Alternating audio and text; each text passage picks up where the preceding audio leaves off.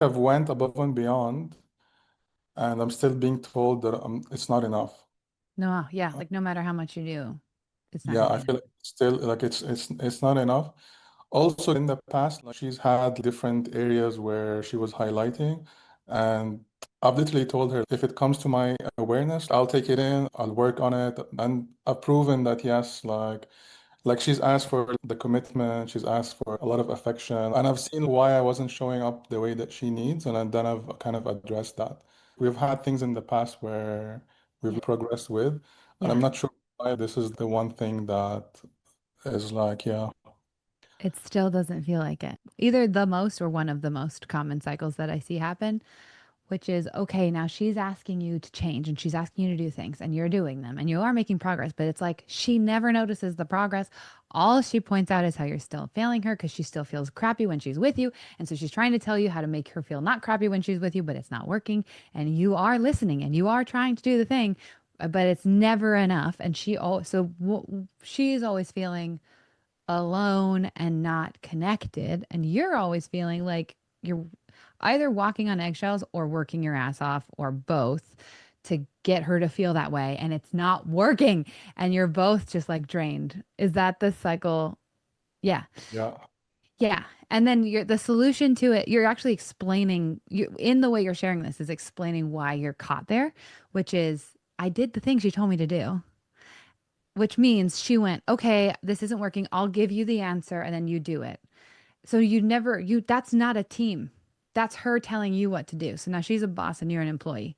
You're going to resent her for that and she's going to resent you for that. So the problem isn't actually the problem you're describing of I did the things and it wasn't good enough for her. The problem is actually we don't feel like a team. I don't she doesn't see me and I she doesn't feel like I see her. And it's when I'm working with people on this, I'm like, great, that's your symptom. It's one of probably a million. That's your symptom. It's not the root cause. The root cause is that neither of you leave a conversation feeling like the other one gets you, loves you, mm, sees you. Neither of you leave the conversation feeling that way. That's a skill. And I have worked with couples who've been together for over 50 years who have spent their mm, entire relationship in that cycle.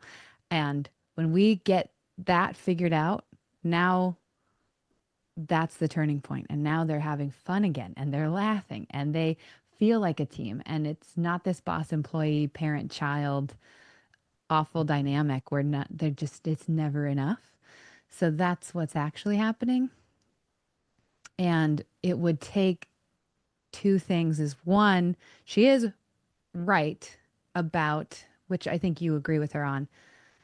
You do have to know yourself. You have to, nobody can see you unless you see yourself. People can only meet you as deeply as you've met yourself. So until you know what the hell it feels like to be you and be unable to communicate that, she's never going to see you because you can't see you. Same with her though, because she may be using, like I did, a lot of intellectual theories to explain whatever's happening, but I don't actually feel it. It's all above the eyebrows. So then I'm always talking down to you like I'm a professor instead of talking with you like, God, I got so scared when we had that conversation and I don't know. Right. And then you feel stupid and I want you to because I'm smart. I know what's going on. You suck. And here's why. And here's all the big words. It keeps me separate. So there's it takes two to tango on that dynamic. So there's that first step of actually getting real and throwing out the therapy speak. And that's part of why I use seen because you say words like scared, embarrassed. I was expecting this. I was hoping for that. Like simple, just freaking simple. At the root of everything is usually just a fear or a shame. Something I'm embarrassed mm, about, something I'm scared of. That's like the root of every problem. So if we can both talk about that, now we got the start. We both know what we're actually afraid of. Then, when we talk, can I listen to your fear and not try to fix it? Can I listen to your fear and just understand it? Of course, you're feeling afraid. That makes so much sense. What am I missing? Now you feel understood. And vice versa. Can I share my fear? And you don't fix it. You just get it. And then once you really get each other, then solutions fall out of your ass. Like it's just easy peasy. They just come naturally and you become a team. But a lot of us seek, I love the phrase seek solutions before blame. but seek understanding before solutions. So if you don't understand each other, you don't feel like they really see you, then whatever solution you come up with is not going to work because you don't trust each other. Even if it's the same solution you come up to with after you understand each other, it's not going to work. So your first step is meet yourself. The second step is meet your person. The third step is invite them to meet you.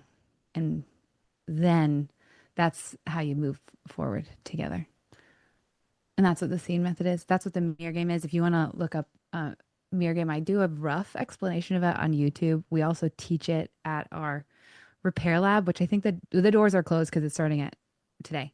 But you can do like a mini version at the open gym if you want to practice it and like experience what that is. You can do that. You got to Yeah. experience it to get it. But yeah, Yeah.